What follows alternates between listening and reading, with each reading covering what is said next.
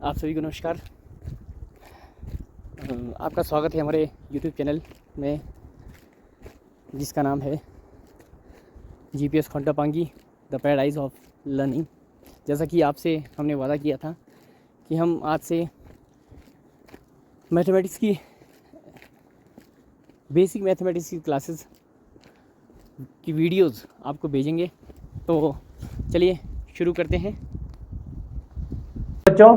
तो आज से हम जवाहर नवोदय विद्यालय या फिर EMRS निचारे या फिर सैनिक स्कूल के लिए जो आप लोग पेपर देने वाले हो उसकी तैयारियां करेंगे। ठीक है, उसके लिए हम मैथमेटिक्स का पोर्शन जो है उसको लेकर चलते हैं।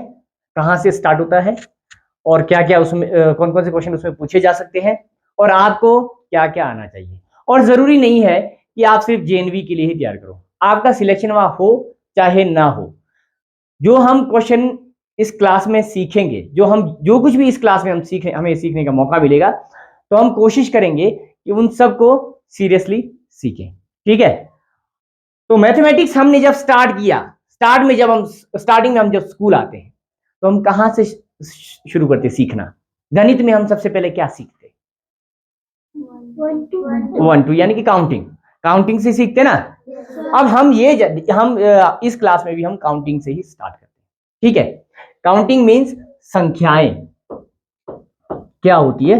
संख्याएं या फिर नंबर सिस्टम, न्यूमेरिक सिस्टम। ठीक है, क्या होता है न्यूमेरिक सिस्टम और क्या है ये 1 2 और हम क्यों पढ़ते हैं? ठीक है, मैथमेटिक्स में हमारे पास हम जितने भी चैप्टर फर्स्ट क्लास से या LKG क्लास से लेकर हम बड़े स्टैंडर्ड तक, +2 से है या फिर ग्रेजुएशन स्टैंडर्ड तक जो भी हम पढ़ते हैं, हम क्यों पढ़ते हैं? कहीं ना कहीं कुछ ना कुछ हमें हमारी लाइफ में उसे हमें अप्लाई करना पड़ सकता है और करना पड़ता है। ठीक है, कहीं ना कहीं वो हमारे काम में, चाहे हम प्रोफेशनल कुछ भी हम बन रहे हैं, डॉक्टर बन रहे हैं या फिर इंजीनियर बन रहे हैं या फिर हम किसान भी हैं, तो भी हमें मैथमेटिक्स का ज्ञान होना जरूरी है। तो सबसे पहला टॉपिक है हमारा संख्याएं। ठीक है, संख्याएं, यही है चैप्टर का नाम भी, संख्या एवं संख्या पद्धति। संख्या क्या चीज है और संख्या पद्धति। तो जैसे कि हम लोग काउंटिंग से सीखते हैं 1 2 3 4 5 6 7 8 9, यही 0, यही वो नंबर्स हैं जिनसे हम बड़ी से बड़ी संख्याएं बनाते हैं। यही है ना, है ना।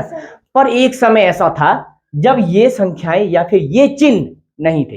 ये ओनली चिन्ह है, मतलब सिंबल्स है। ये ओनली सिंबल्स है जिसकी खोज हुई है अलग अलग समय में। ठीक है, पहले हम जब एक समय ऐसा था जब ये चीजें नहीं थी, तो गिनती करने के लिए हम इनका प्रयोग नहीं करते थे, कंकर पत्थरों का प्रयोग करते थे।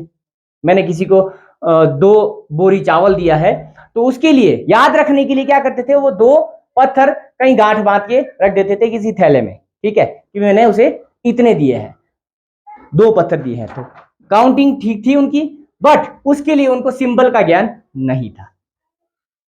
ठीक है, समझ आ रही बात। तो उसके बाद सिंबल की खोज हुई। जैसे 1 के लिए हम ये एक डंडा सा लगाते, सीधा सिंपल है, ये एक चिन्ह है या नाम दिया गया है। ठीक है, नाम दिया गया है। जैसे आपका नाम आकांक्षा दिया गया है, आकांक्षा को बोलेंगे तो किसको देखेंगे हम? आकांक्षा को ही देखेंगे, भविष्य को तो नहीं देखेंगे। पर कहीं गलती से ऐसा हुआ होता कि भविष्य का नाम आकांक्षा होता और आकांक्षा का नाम भविष्य होता, तो हम आकांक्षा बोलते समय किसको देखते? भविष्य को ही देखते हम। और इसी प्रकार इसको सिर्फ नाम दिया गया है 1 और ये सिंबल दिया गया है, इसको देखकर हम क्या पढ़ेंगे? 1। और इसको देखकर क्या पढ़ेंगे? 2। अगर जिसने इसकी खोज की उसने इसका नाम 1 रखा होता तो हम इसको 1 ही पढ़ते, 1 ऐसे 2 ऐसे या 2 3 जो भी बनाता है। ये तो ओनली चिन्ह है। ठीक है, हमें नंबर को पहचानने के लिए ये एक चिन्ह है कि हम किसी को लिखकर बता सकते हैं, लिखकर भी हम बेच सकते हैं या बता सकते हैं सामने वाले को कि इतने पैसे हैं मेरे पास, या फिर इतने खेत है मेरे पास, या फिर मेरे पास इतनी बुक्स है, नोटबुक्स है, पेंसिल्स है, वो सारी चीजें इससे हम बता सकते हैं। समझ आई बात? क्लियर हो गया?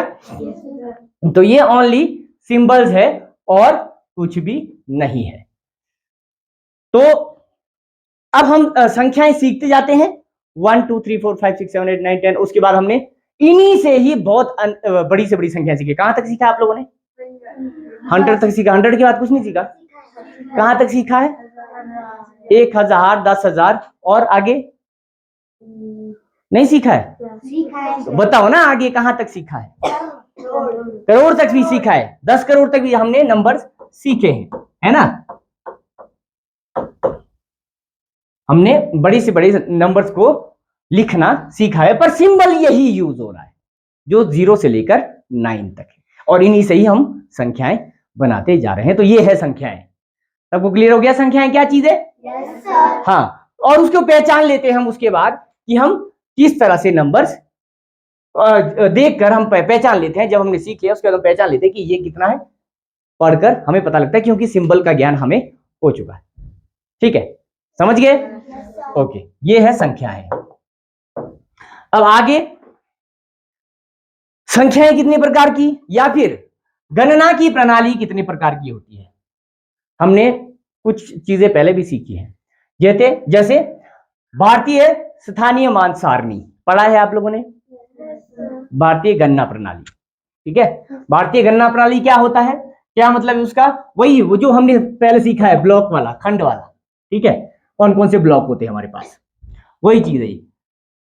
अब भारतीय स्थानीय मान सारणी में, भारतीय स्थानीय मान सारणी में क्या होता है, हमने इकाई का जो हमारा ब्लॉक होता है, इकाई का ब्लॉक है, इकाई का ब्लॉक होता है ना सबसे पहले इस साइड को, राइट साइड को, है ना।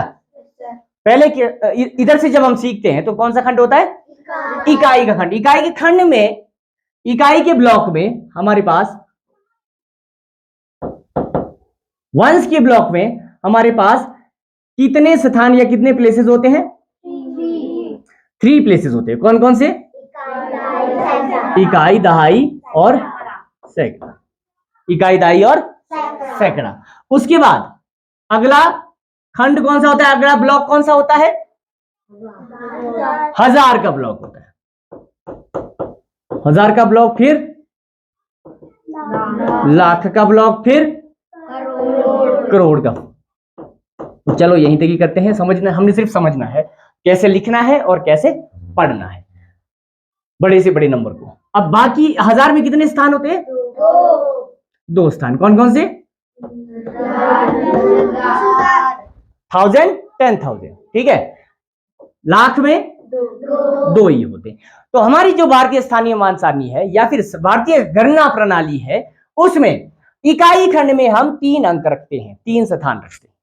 ठीक है, और 1000 में उसके बाद जितने भी हम आगे स्थान को जाते हैं वहां पर 2-2 स्थान होते हैं। ठीक है, लाख में लाख और 10 लाख।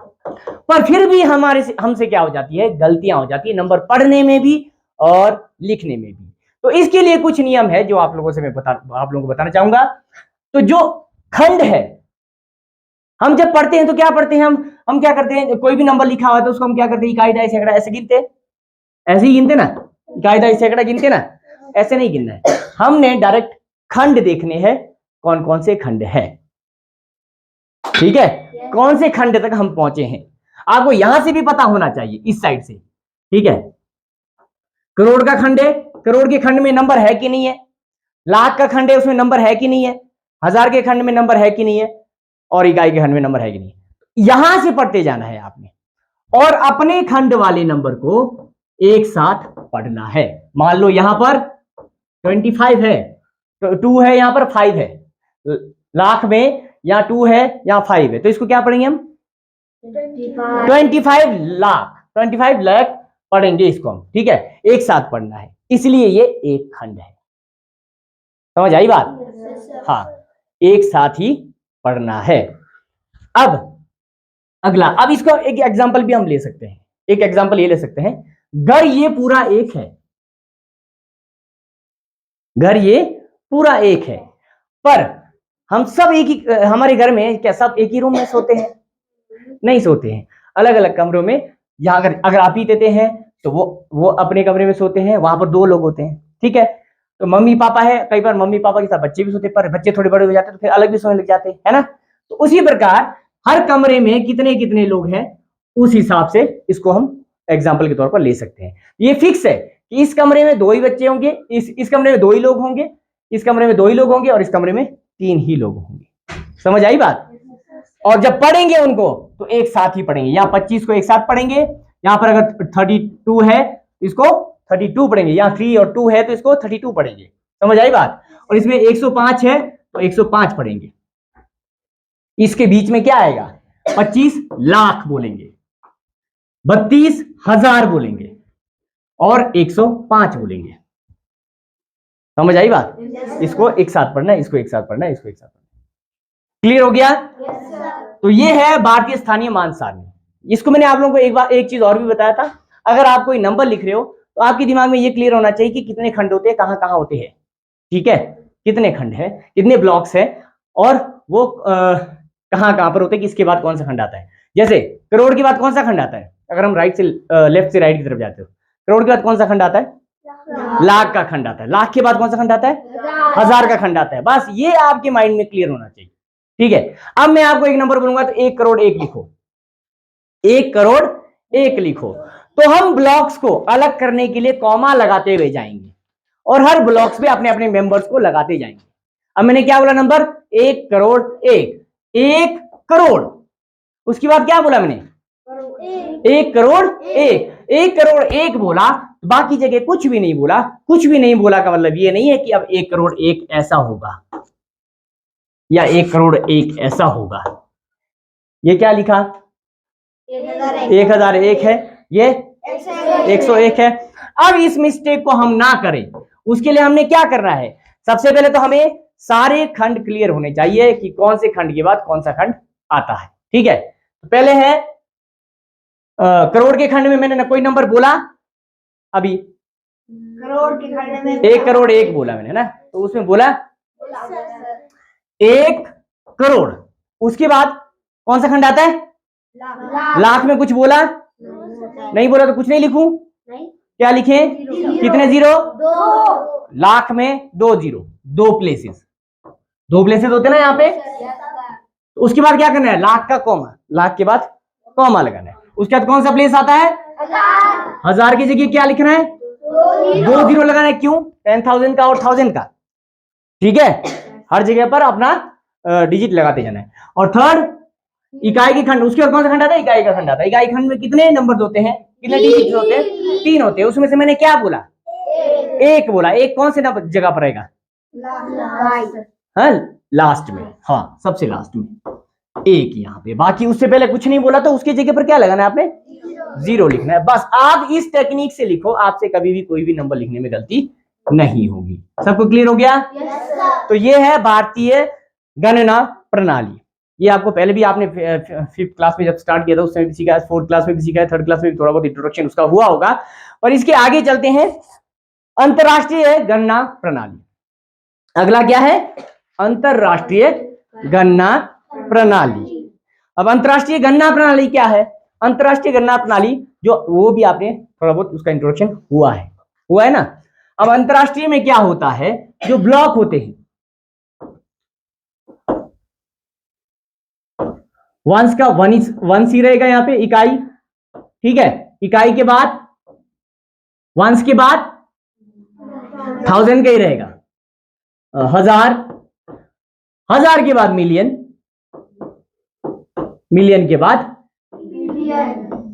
बिलियन का खंड होगा। ब्लॉक्स वही रहेंगे, वंश ब्लॉक्स, 1000 का ब्लॉक और मिलियन का ब्लॉक और बिलियन का ब्लॉक।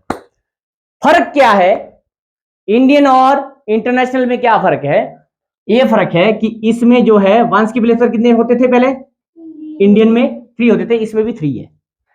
1000 में क्या कितने होते थे, 2 होते थे, पर इंटरनेशनल में 3 ही होंगे, ठीक है। और मिलियन में भी 3 होंगे, यानी कि जितने भी इसमें ब्लॉक्स हैं सब ब्लॉक्स में 3 प्लेसेस हैं। इसमें इकाई में वही होगा, वंस, टेंस और 100, वंस, टेंस, 100 1000 में 1000, 10,000, 100,000, ठीक है। मिलियन में million, 10 million and 100 million. Billion में बिलियन, 10 बिलियन, 100 बिलियन। क्लियर हो गया? समझ आ गया? तीन तीन। अब इसको पढ़ेंगे कैसे? सेम वैसे ही, सिर्फ अपने खंड को एक साथ ही पढ़ना है। जैसे हम 101 पढ़ते थे ना, यहाँ पे 102, 103, 708 जो भी है, यहाँ पे 708 जो भी पढ़ते हैं, बस इनको भी अपने अपने ब्लॉक में अपना अपना पढ़ना है। जैसे मैंने लिखा ये,